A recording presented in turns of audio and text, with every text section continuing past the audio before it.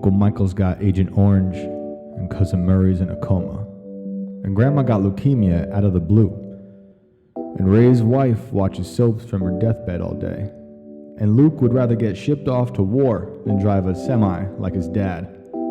And Ben's son is waiting for him to die so he can pull that big electric chair right out from under him. And Heather has 2 girls and a glove box of oxys.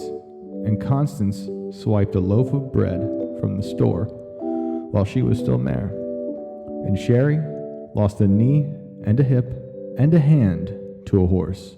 And Peter's got a new set of teeth on loan from the dentist till the new ones come in. And Amy's moving in next to the penitentiary.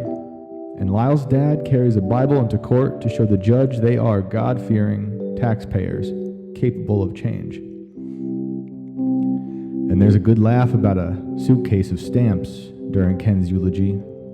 And Steve saw a man hug a speeding train. And Jim tuned his graffiti yellow Strat one last time before leaving for good. And Joe's soul slid out the room, down the hall, through the Stingray tank.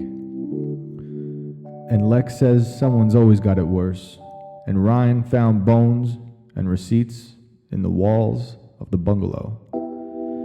And Matt's visited at night in dreams by a sound that rips him to shreds. And Morgan wants to pull the moon out of the sky to gift to his mom. And Nancy's brakes went out as soon as she made her way home. And Ladybug's under blue light therapy. And Tammy's over the intercom asking for help in lingerie.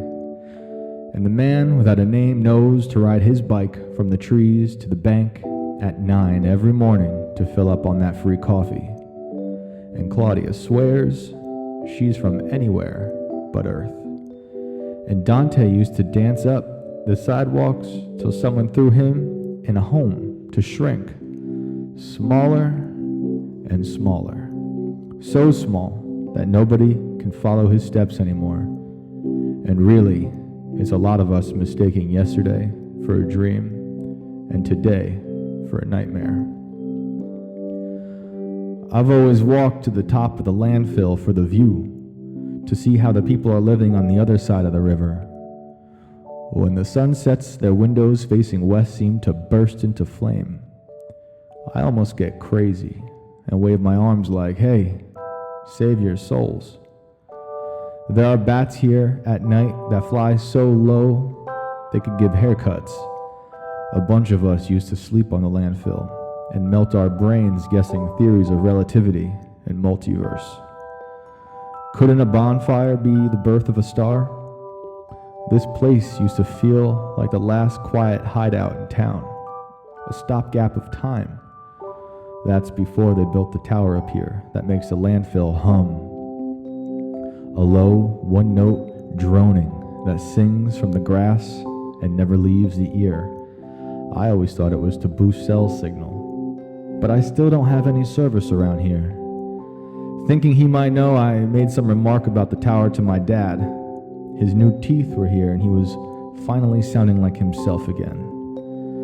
That's not a cell tower, he says. That's a microwave transmitter. Beams of information in the event of an emergency. For survivors or whatever outlives us. Now I see that there is a line of transmitters along the spine of mountains up and down both sides of the river. Steady red pulses. Danger is relative. What's the end of one world if not the start of another? Should something happen, I'll stay here as long as I can. Ear to the tower, rooting for signs of life.